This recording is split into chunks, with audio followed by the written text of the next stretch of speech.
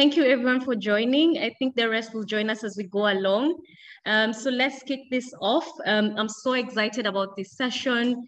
And thank you, Wairimu, for just agreeing to participate in this conversation.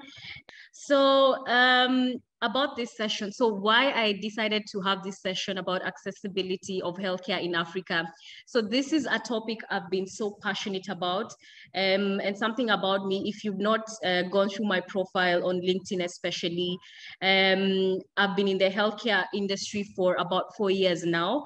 And one of my major roles was strategic partnerships with governments, private institutions, and also philanthropic organizations. And the main aim for that was to get partnerships where we can obviously increase this accessibility and affordability of healthcare, not just in Kenya, but for the rest of Africa. But obviously Kenya was the primary market. So that's why I've thought about having such sessions. So having conversations with individuals and stakeholders such as Wairimu, who we'll get to know more about.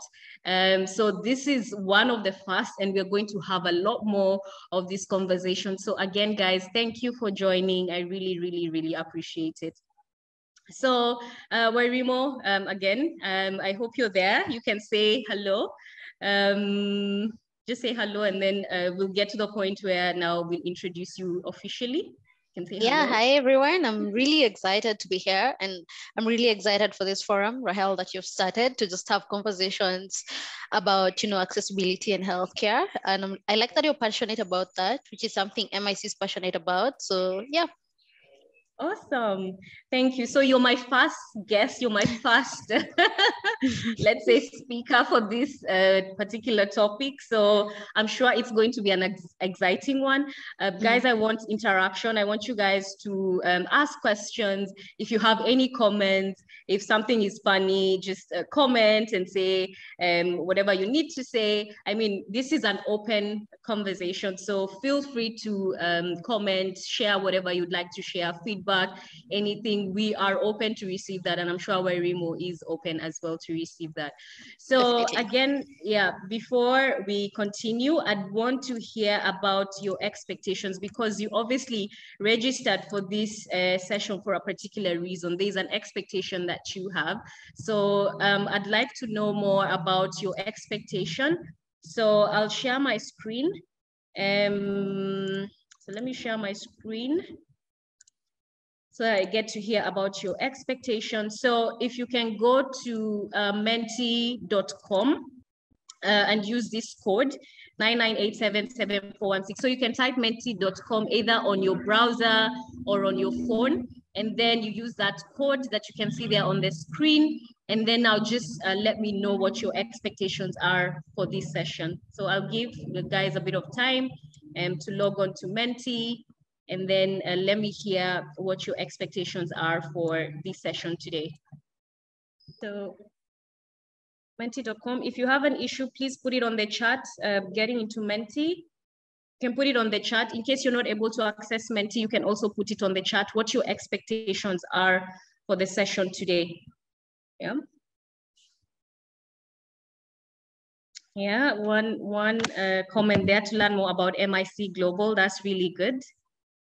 Guys, if you can also put it on the chat, you don't have to put it on Menti, but if you can also put it on the chat what your expectations are from the session today.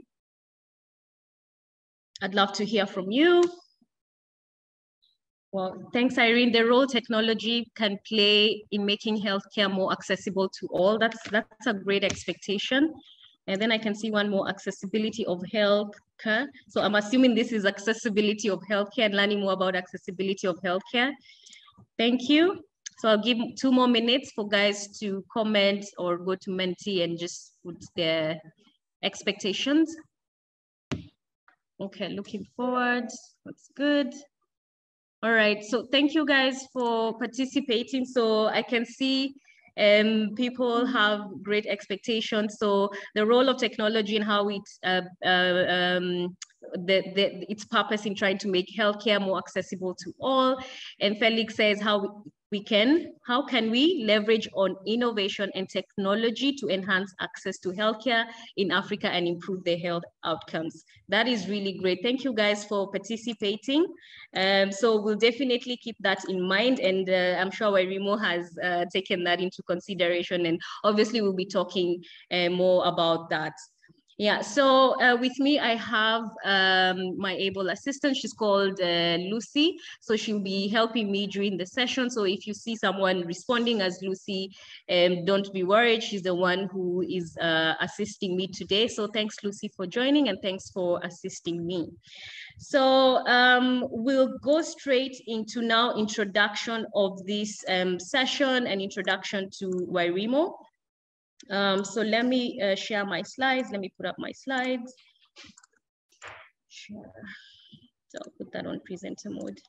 So as I said, when I started out, accessibility of healthcare in Africa is a topic that is very close to my heart.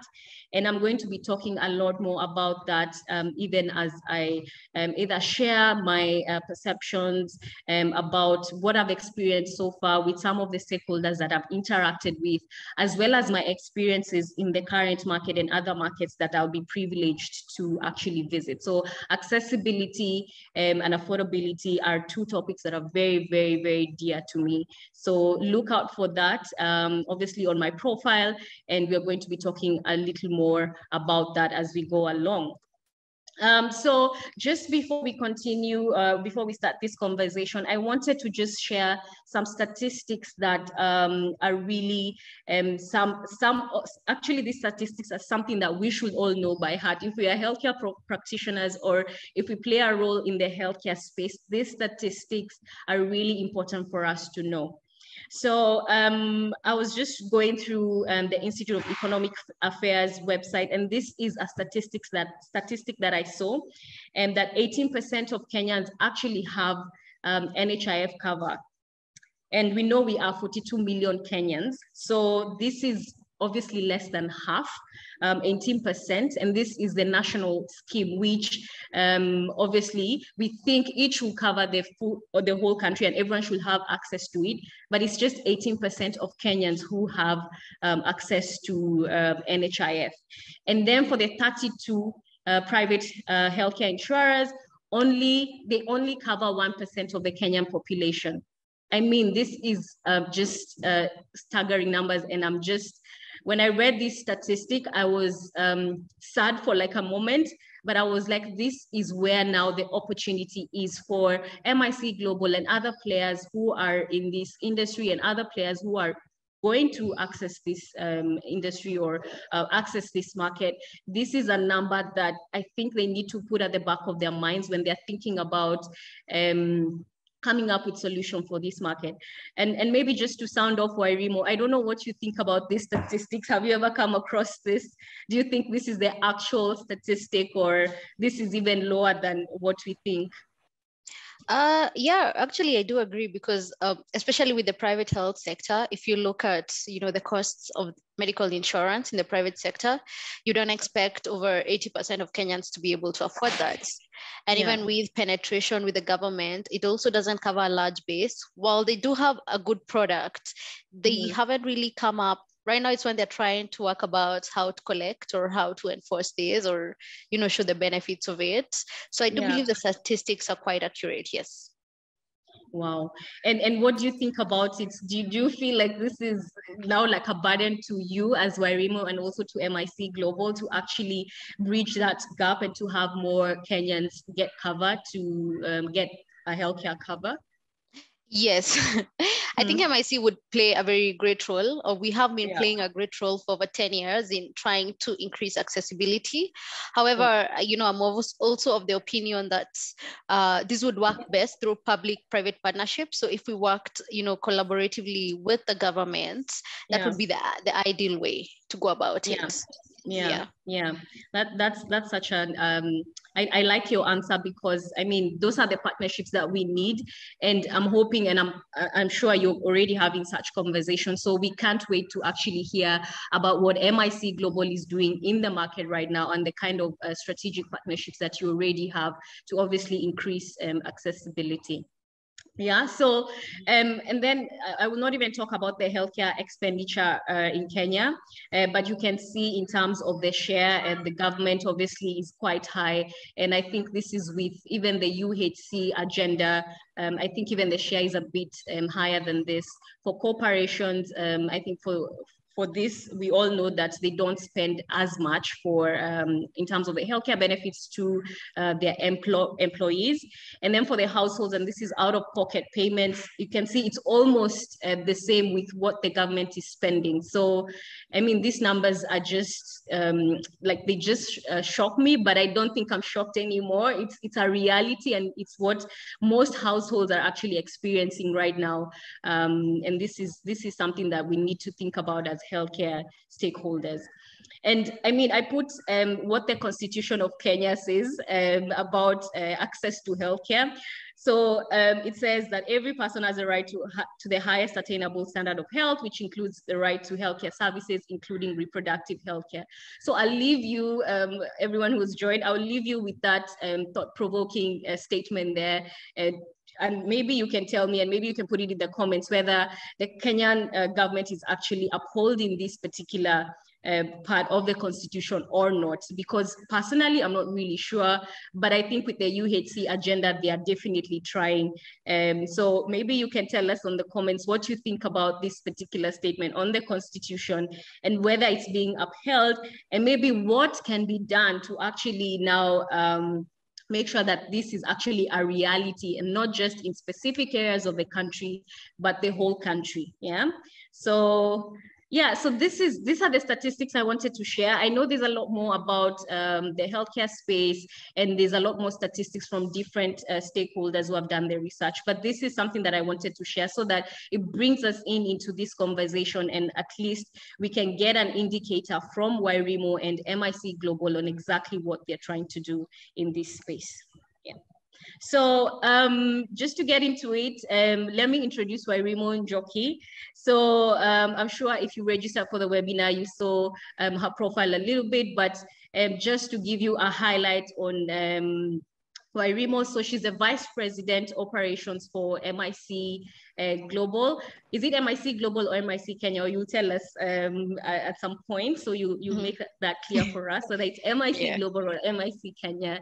And she has been in the insurance and financial services industry for 7+ years, and she's a business leader in her own right. And I'm glad we actually met. I remember when we met, was it 3 or 4 months ago during that forum, and we had a conversation via obviously email and phone calls, and I was really looking forward to meeting you. And when I met you, I mean, we were standing the same height, and it was just interesting to see that, you know, we're almost similar and we have the same passion. So I knew for sure we're going to have this conversation at some point. So thank you for allowing me to just get into your space and talk to you about exactly what my ambition is. And that's why we're here today. So thank you for that. Thanks, Sam. Yeah, and something else, she's very passionate about helping people, and she'll tell us more about it. And I mean, that passion has helped her to assist over 1.2 million people get insurance. And obviously insurance is a form of social protection. And maybe Wairimu can tell us more about it as she talks about MIC Global and herself. And I mean, who is Wairimu without the play side of it? So we work hard, but we also play harder. So Wairimu, what she likes in her free time, she likes Netflix. She likes watching comedy shows. I remember when I asked her that question, she was like, Modern Family. Modern Family has to be there, and Big Bang Theory. So you'll tell us maybe why those two particular shows and why you like them. I don't know. Maybe it's because Big Bang has the sci-fi part of it, and maybe you like science. I don't know, but obviously because of the comedy part, I mean, life is never to be taken seriously. So yeah, so she likes comedy shows, and her favorite genre is psychological thriller. So I mean, Wairimu, I'm just wondering, and you can answer in a bit, if you like comedy shows, why is your favorite genre of psychological thrillers? Like, I mean, they're two different. Balance. Okay, balance. I get it. Yeah. So the serious side, and then the one for thinking, and then the laughing side. But which one comes first? Is it the laughing side? The thrillers, the psychological thrillers. Really? Oh, great. Yeah. Great. And then, I mean, she also loves learning. Everyone should always aim to learn. We never stop learning. So she's doing a course on Udemy with reference to Six Sigma, which is a green belt certification. And honestly, Wairimu, I'm really curious about this. Why green belt? Why a green belt certification? Is it something that you're passionate about? Is it about what you're currently doing in your capacity, or why green belt? It's more of a strategic decision, so to say, because in my position now, I'm currently, in charge more of operations, regional operations. So Yeah. ideally, Six Sigma is like a lean process. It's like a business process reengineering certification, which helps more with people who are doing, operations mainly. So it's to just what can I say? It's just beef up what I already know in terms of Okay. operations, just to guide me in making sure I'm doing the best in my current role. I'm always doing that though. It's one of my things. Yeah. I'm always taking something in relation to what Yeah. I'm doing now. So just to Wow. make sure I'm aligned in what's expected of me in my capacity, I'm not missing out anything. Yes. That's really great. It sounds like a very smart course for very smart people. Yeah, so, yeah, yeah, yeah, yeah. I so just I'm hope I'm hoping you smart can. enough for it, but yes. Yeah, so I'm hoping you can share some insights with me after you're done, because honestly, from the time you told me, I'd never heard of this particular certification. But the world has all these things, amazing things. So thank you for explaining that to me. So so that's a little bit about Wairimu. So maybe you can tell us about MIC Global, why MIC Global, how you came to work with MIC Global, and just a little bit of who they're all about, and obviously touch on MIC Kenya. Yeah, so thank you so much. So you all have a great idea of who I am by now. So MIC stands for Microinsurance Company. And microinsurance company essentially is a blend of three companies. The first is Microinsure. And Microinsure is a company that has been in operation for over 10 years. We have footprint in Africa, in Asia, in the UK, and the US. And what we mainly do is we came into the market to disrupt, or not to disrupt essentially, to fill a gap whereby a lot of people, as we've said, 1% of people are currently insured. And most of these people, most of the people who are left out for a couple of factors. You'll find either the pricing is too high, the products that are in the market are just serving a certain segment of people. You'll find that the processes are very, very complicated. So we came in to just disrupt that. And our process essentially has just been, design a product that actually meets the needs of the end customers, and then ensure that the processes for both enrollment and claims are really, really simple. And we leverage on technology a lot to achieve that. So when MIC came into effect last year, it was a merger of Microinsure, which is more in terms of just the insurance with the product design, the expertise, and the experience over the 10 years.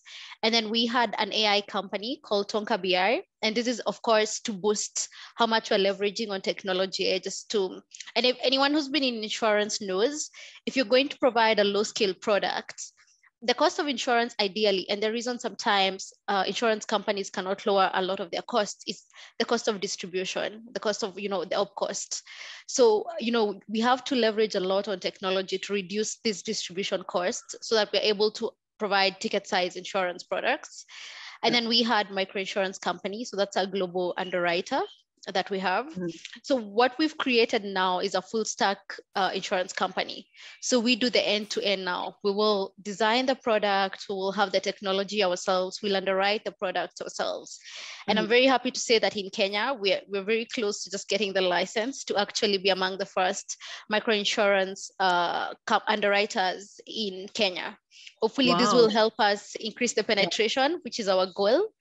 And we're very audacious about it. So we're hoping to ensure, at least to penetrate the market and ensure a lot of the 40 billion underserved globally.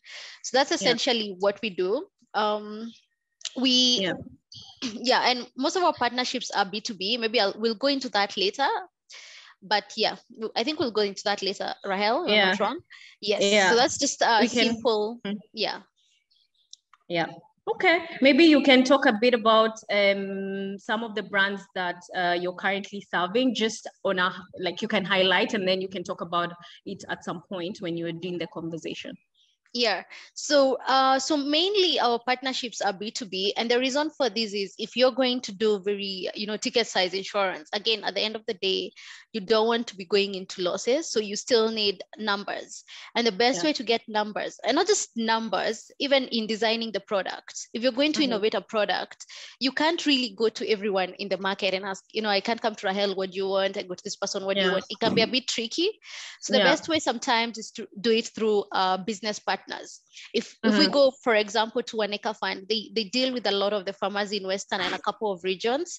They have enough data within themselves to help us design a product for their farmers. And that's what we've done. So, and we are doing this in very many industries. Waneka Fund is more of, an NGO or a financial services provider, but more in terms of the farmers, smallholder farmers.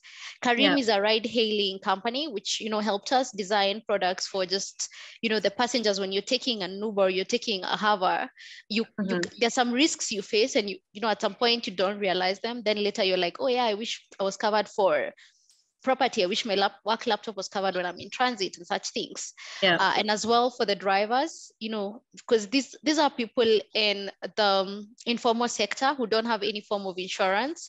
Their payments are quite varied. So they're very unique. Their needs are very unique. So when we go to people like Karim and the Uber and Hava, we're able to actually design something that's bespoke just for them. And of course, we have Vodafone, Telenor, which are essentially, these are telcos, which again help us reach a lot of people. You'll find, like, even in Kenya, Safaricom, Airtel, and Telcom, they have quite a huge number, and they provide a very seamless distribution center. We can plug into the information they already have. So when people opt in, you've simplified processes. If we offer all the people on Telcom or insurance, they just need to opt in, and once they've opted in, the data is already with Telcom. So people don't need to start filling forms and the likes, and we can provide niche stuff. Then of course we have the clients like Real People and Musoni, which are the MFIs, and you'll find this specific MFIs deal with a very, in Kenya particularly, you'll find that about 85% of the working population is in the informal sector. These are people who, even financially, there's no inclusion.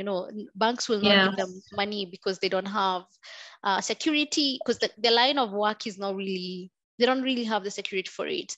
But you'll find financial providers like, MFIs like Musoni and Real People are willing to come in and provide alternative financing. But this comes with its own risks, both for the provider and the client. Say, for example, even if they want, normal banks insure credit life. But if you look at something like MFIs, they have bigger risks. There's the Gikomba fire that happens every year. If someone's stall is burnt down, how do they pay you a loan?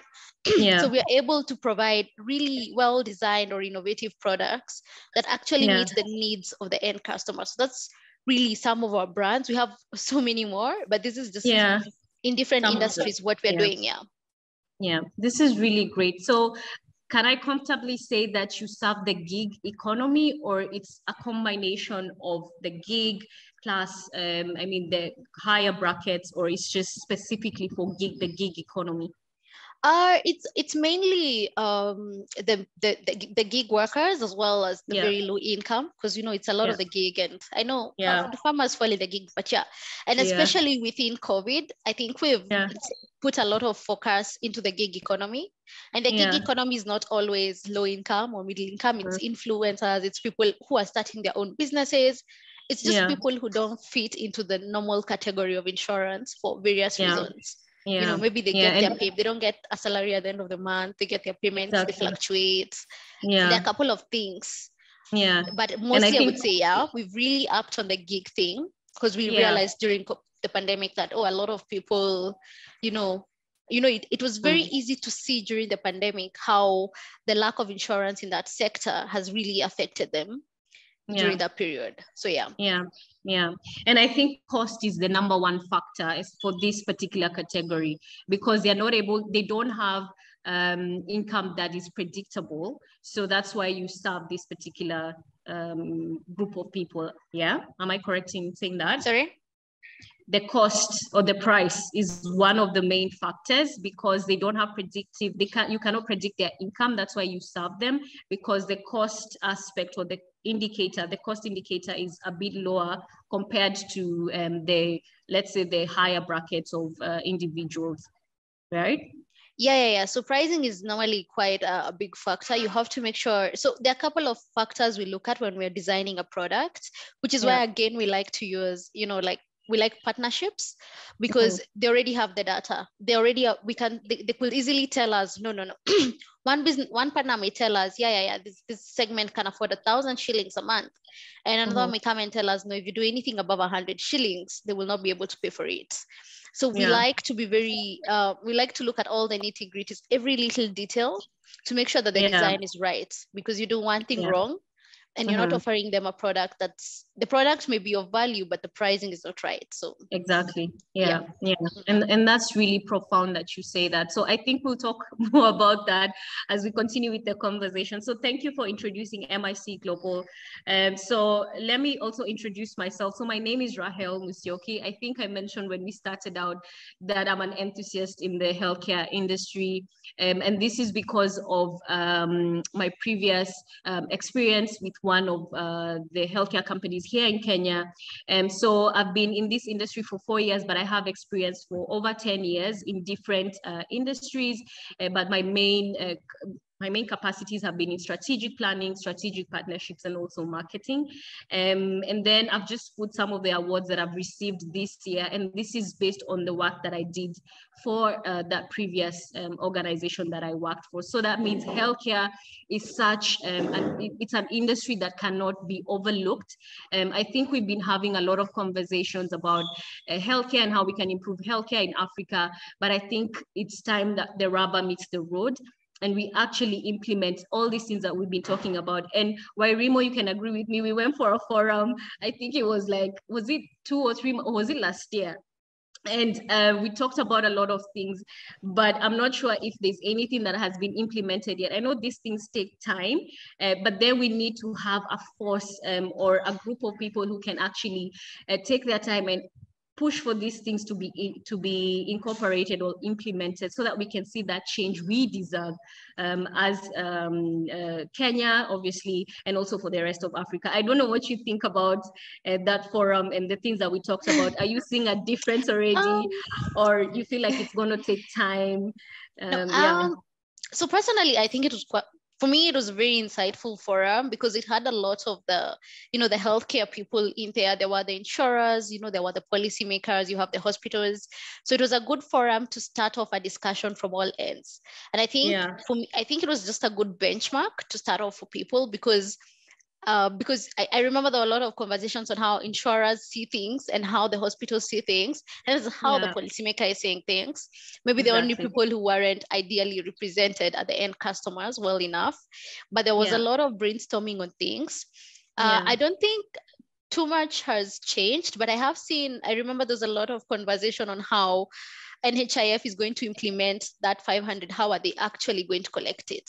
And I remember there was someone who had even given, what was her name? I don't remember her name, but she was wondering why they're not plugging into things. Why are they not adding it as a tax the way you add fuel? And I was like, that's brilliant. Instead of forcing people to pay money every month, why don't you load it up as a point of tax so that people are covered anyway without having to go and ask, pay this, pay that. But I've seen maybe some effort around it, in that they're trying to,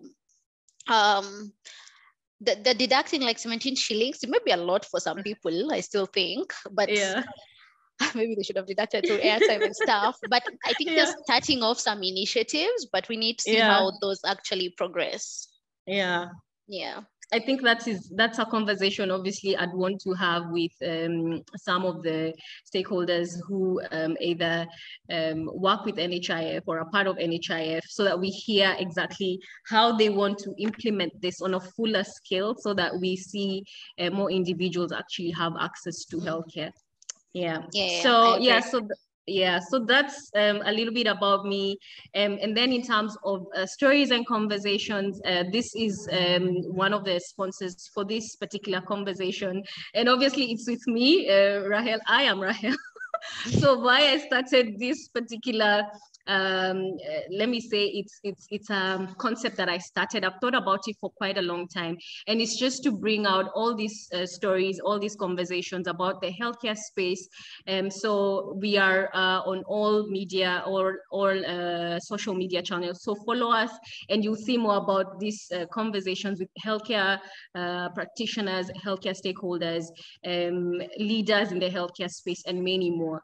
In terms of the highlights, Wairimu will talk about the ambition of MIC for the next 5 years. And it doesn't have to be 5 years, Wairimu. I know I'm pushing you to, 5 years, but it doesn't have to be 5 years. You can even talk about this year and what your plan is this year to accelerate affordability and accessibility of healthcare. Then obviously you'll touch a bit about what you're doing currently and the challenges. I think you've talked a bit about the challenges, but you can give us more insight on the challenges. And then how you plan to address the insurance needs for millennials. I know I've been having this conversation with many people about whether I'm a millennial or not. Wairimu, do you think you're a millennial? Or I know not? I'm a millennial. Yeah, so I know one.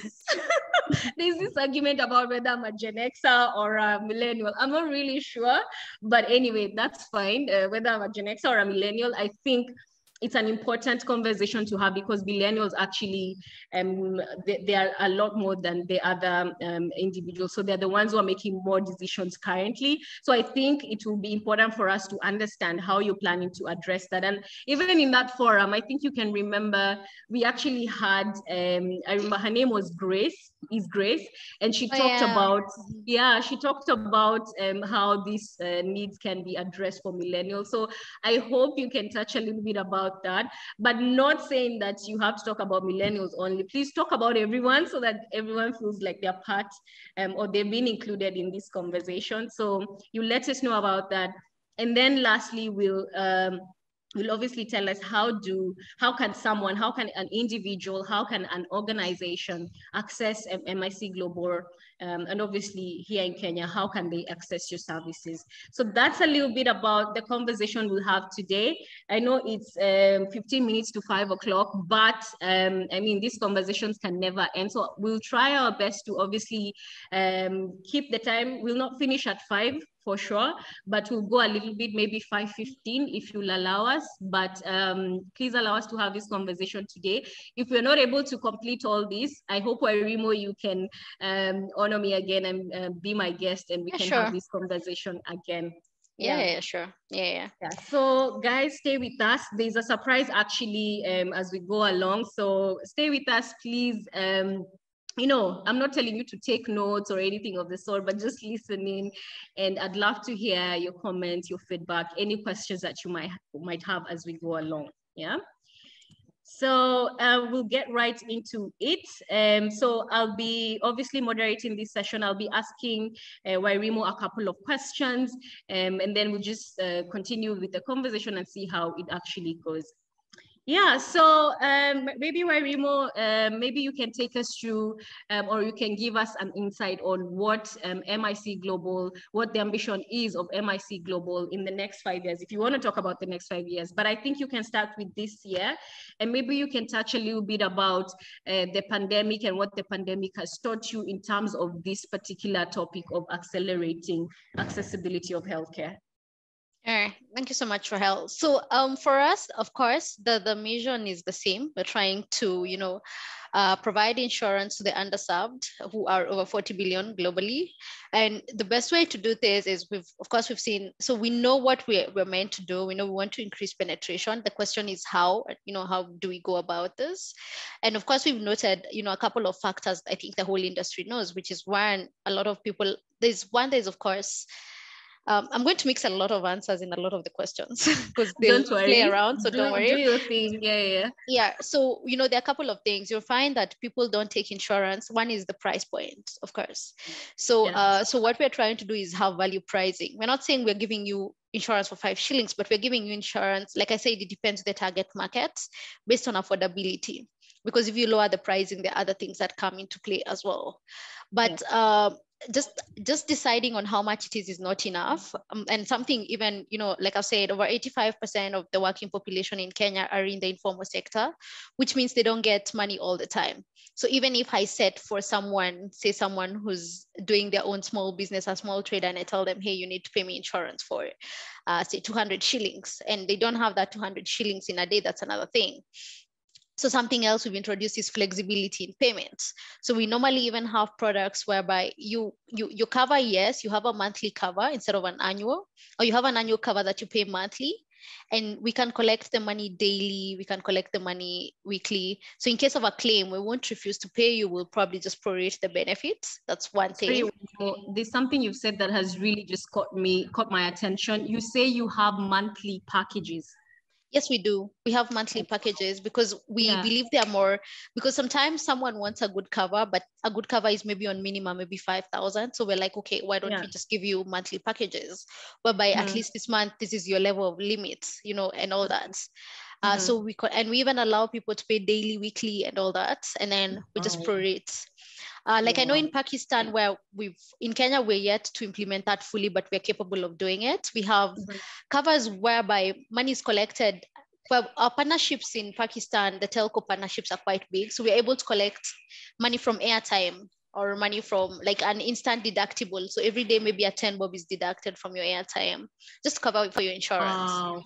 Wait. Wairimu, okay, are you talking about the Kenyan context, or this is another country? No, even in Kenya, we can do it. We're looking, it's something we can do, but in Pakistan, it's more progressed for us. We're already doing it because we have, in Pakistan, we are partnered with all the telcos, so that's easier. I had gotten excited for like a minute.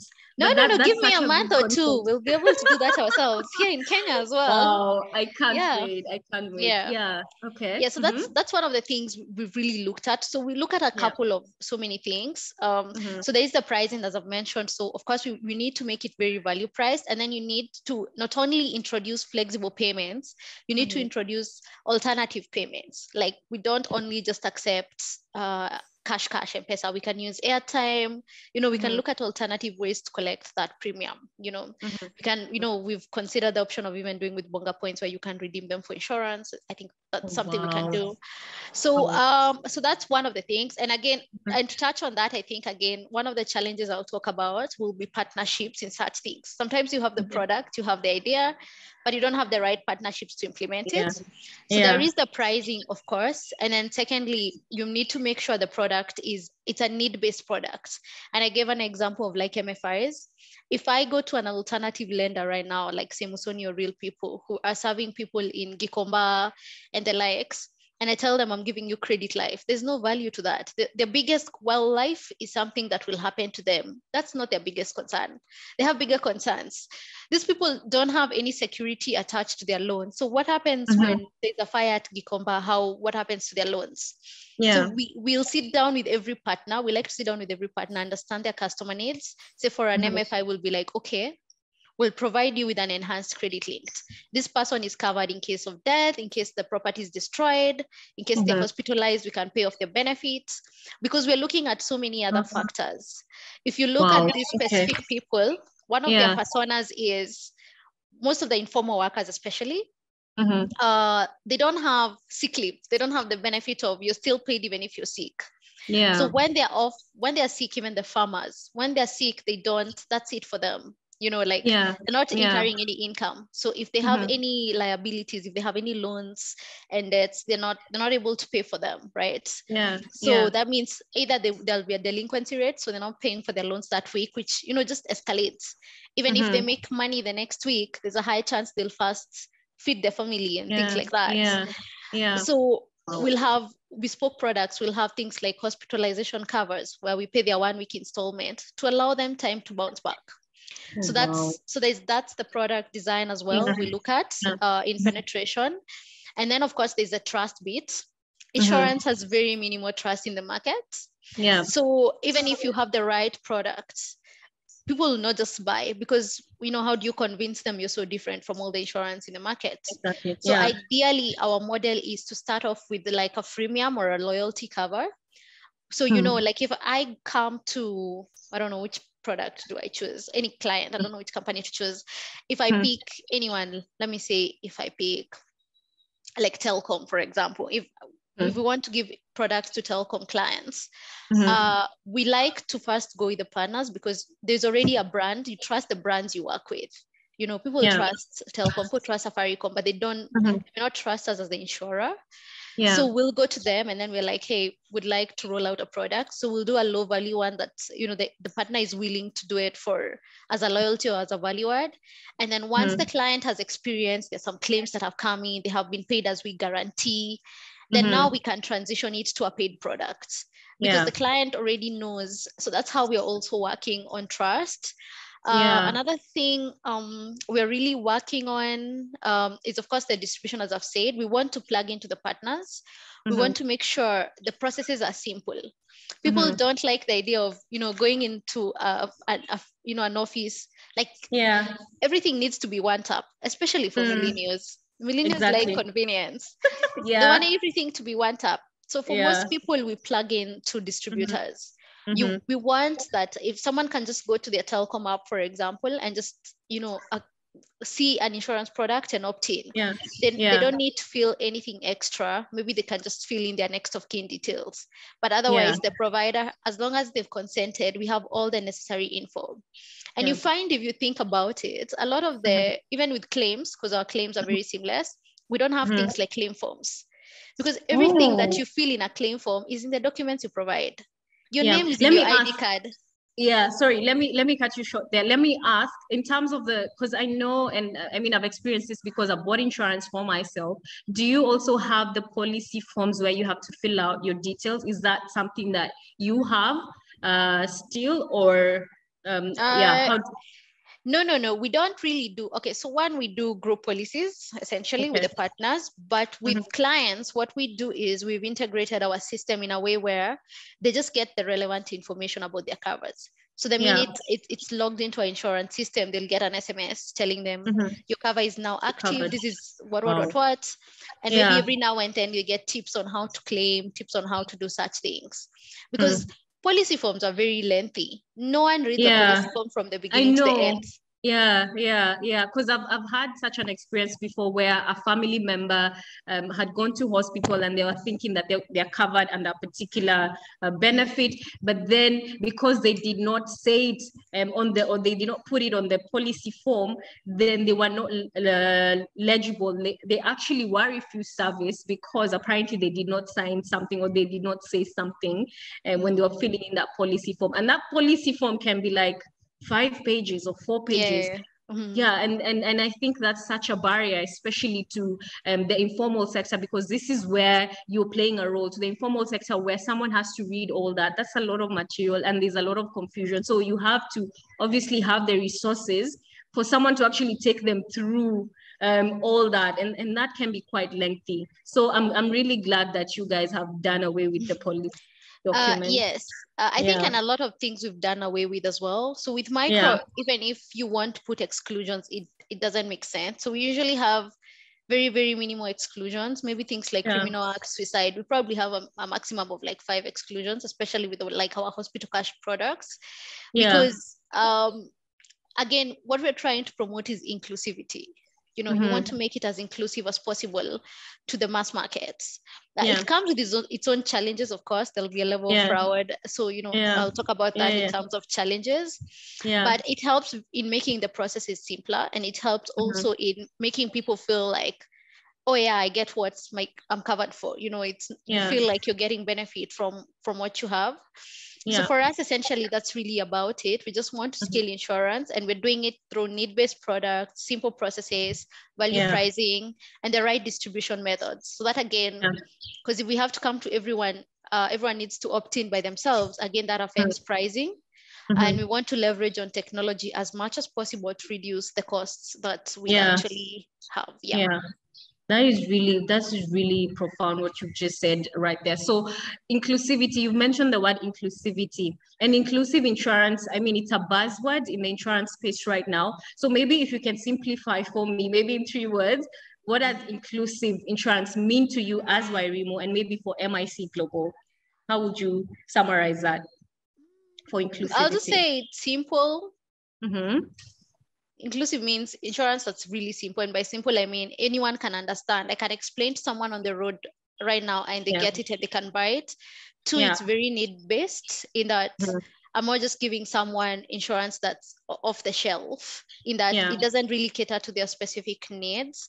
And three, it's value priced. It means the pricing of that is not just for the high end or the employed, because even if you think about it, that 1% that's actually covered in private is probably mostly through their employers. Most people don't really buy insurance individually. Even you and I, probably right now, if someone told us, oh my God, you need to buy yourself, you really have to think about it and you plan think about it.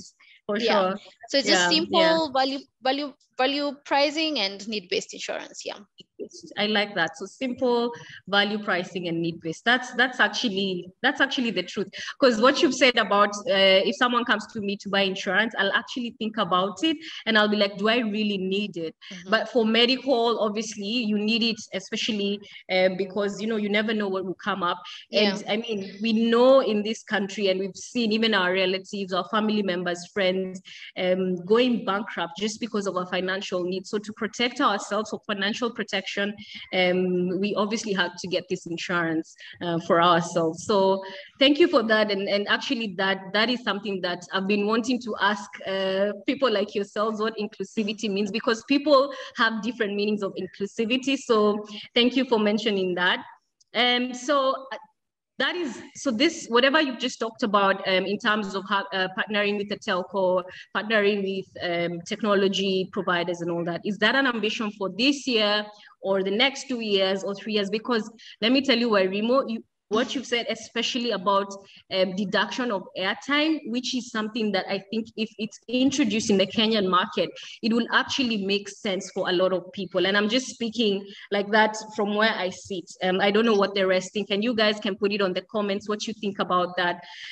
But my question is, when are you guys going to implement? Because what you've said is really brilliant, and I think it's something that we need.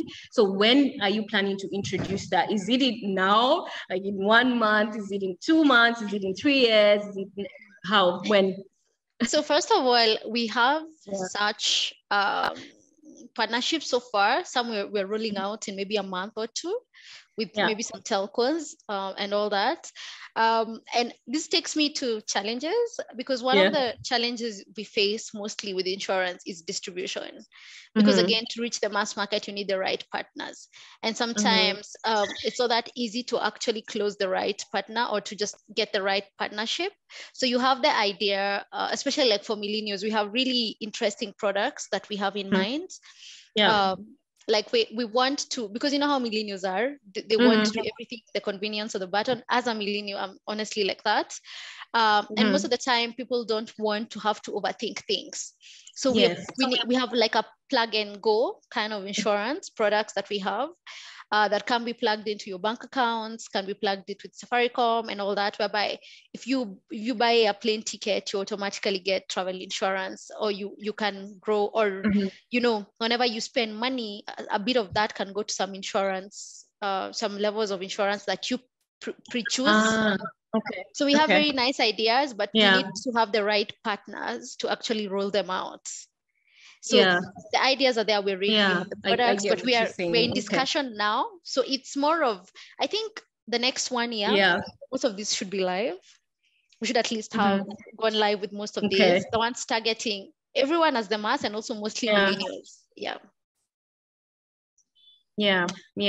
Because I think that's, we actually have a need in the market. We don't have as many products, or there are many products that do not serve the current market. So I can't wait for you guys to introduce these products into the market.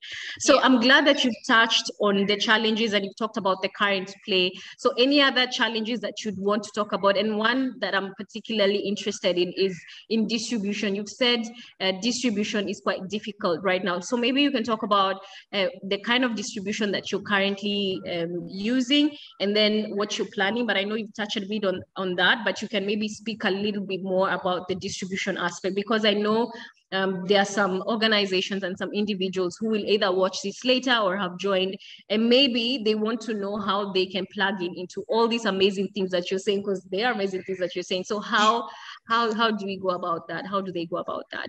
Yeah, so distribution, yes, is one of our main challenges, because you need partners to actually roll this out. Because again, if you're doing, like I mentioned, if you're doing very low price of, ticket sized products, you need numbers.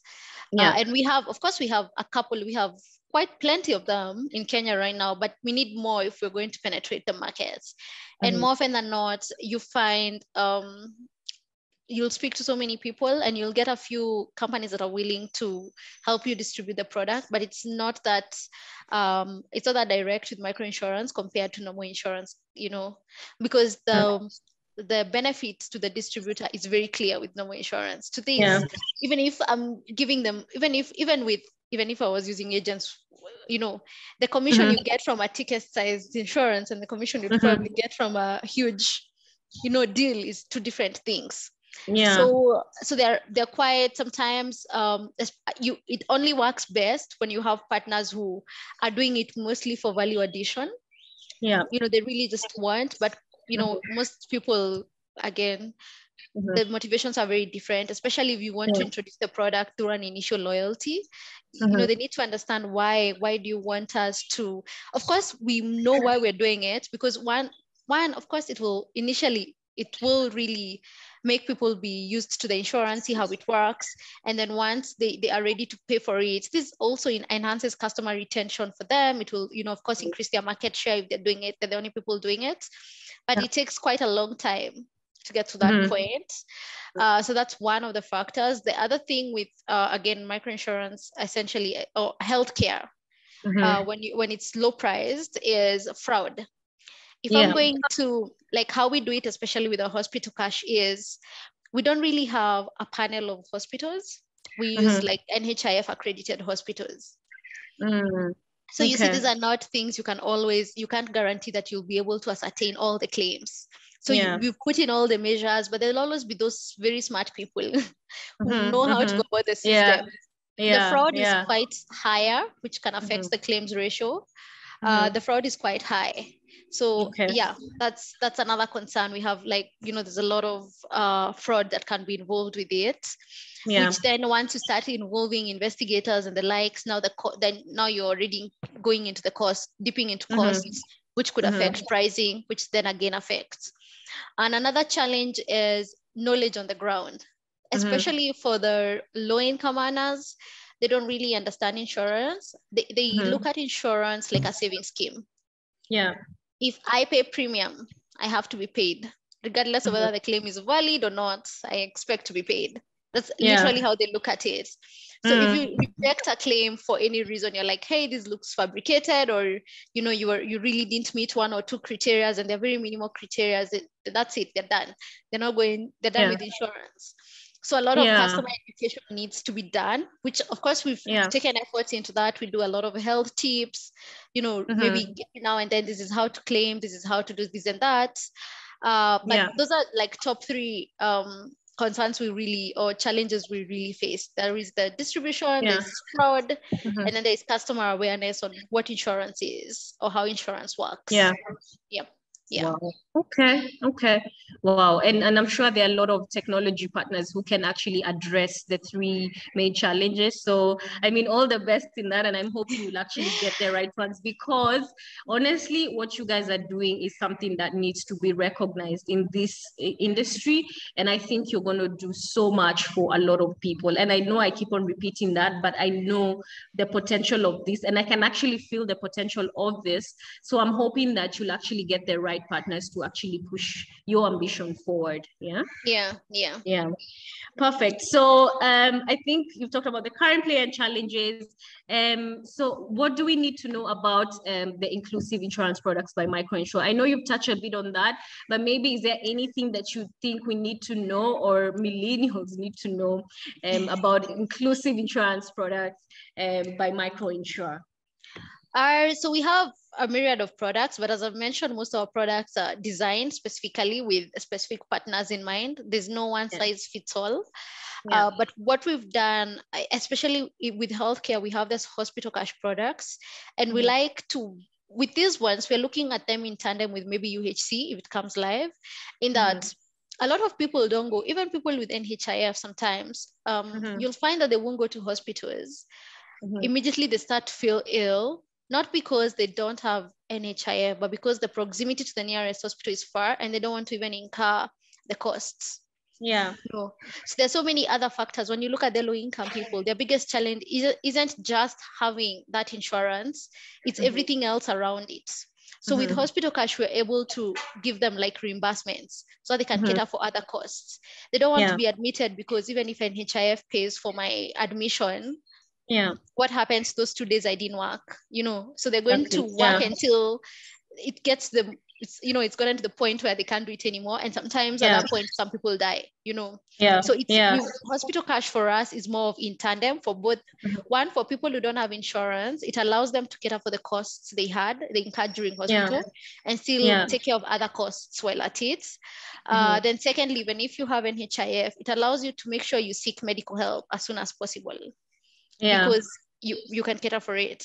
Something else we're looking at now is a low priced. We have been in partnership with one of the insurers currently to provide some low priced, it's a group medical cover, a comprehensive medical cover that goes for about, I think minimum of about 20K premium per annum and can cover family. But we're looking at how we can also now, once we get our license, how we can actually roll it out ourselves and maybe have bigger, have a lot more people onboarded on that. And we think this will really be helpful for like gig workers. And we have the right partners in a financial capacity. We have the right partner. We currently have a partner now who gives people who pays for the premium in advance, and then they can pay it back through insurance premium financing at very, very low pricing. It's quite cheap for them to pay it back, and they have a longer time to do it. So we are providing people not just with social protection through insurance, but also the financial inclusivity to be able to actually pay for that insurance. And in respect to millennials, as I've said, we are plugging to a lot of their lifestyle choices. We want to make sure we are providing people with the right products. Like say, for example, like I said, if you're traveling, you can take travel insurance through that, or you can earn insurance through your miles or something. If you're always shopping, maybe at Carrefour, we want to look into how we can use your Carrefour points to replicate, instead of getting them as points where you can redeem for, they can immediately translate into build into your insurance coverage. Every time you shop, you get a coverage, such things. So we're looking to plug into the daily lives. So you as Rahel can decide, what are my 3 top insurance needs? I need a life insurance, I need a health cover, and maybe I need a PA. And then of those 3, you can say, this is how much I need in a year. So every time I transact with all my cards, I want this much to be going to this. So we're trying to be very innovative around it. Oh my hopefully gosh. we roll it out as soon as possible, but yes. Wairimu, you're exciting me. Like, I'm getting excited. I really, really hope to see these products, because honestly, I'm going to be one of the consumers. Like, I have to purchase this, either for myself or for my family members, because I know we need this. So let me ask, as Rahel, if let's say I want a product that has all these particular items, whatever you said, all those benefits, and then I just pay one premium. Do you have that option as well? Yes. There'll be options to do that. You just pay one premium, that's fine. Wow. Oh my gosh. We can actually auto-allocate your premium to various things based on your initial sets criteria. Honestly, I'm going to call you, like, I think I'm going to call you incessantly before this thing goes, because this is something that I think I need. Let me talk about myself. I know I need this. And I think this is a solution that a lot of people have been asking for in the market. Like, even when I'm doing my conversations with different stakeholders, this is the one thing that comes about.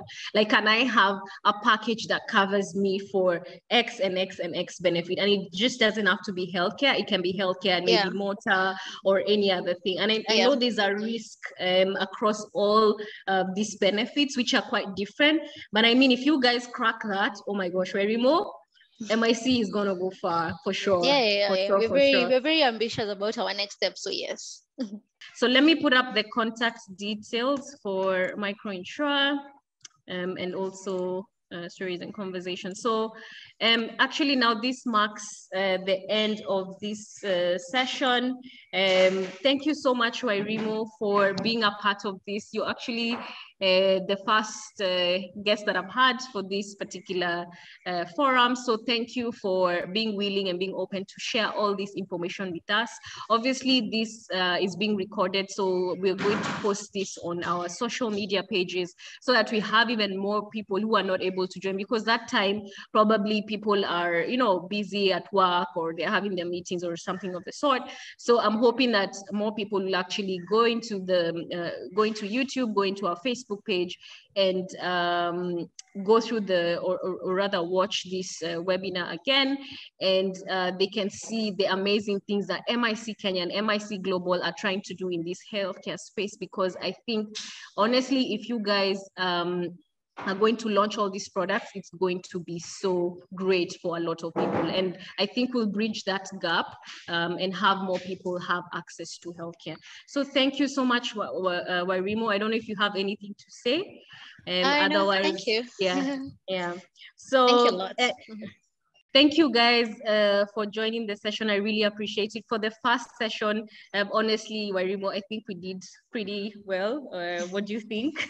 Yeah. I think tried. it's fine. And I'm very happy about this forum that you've started, because I think it will not only ignite conversations among stakeholders, but it will allow for, you know, even the end customers to come and tell us what they feel, what they think we should do better in terms of providing them with insurance. So it's a good forum to allow everyone who interacts with insurance, both the providers and the partakers, for us to create the best products for them as well. That is great, and that's such an amazing and a good parting shot. So I'm not going to say anything more. Thank you for that. Yeah, thank you, everyone.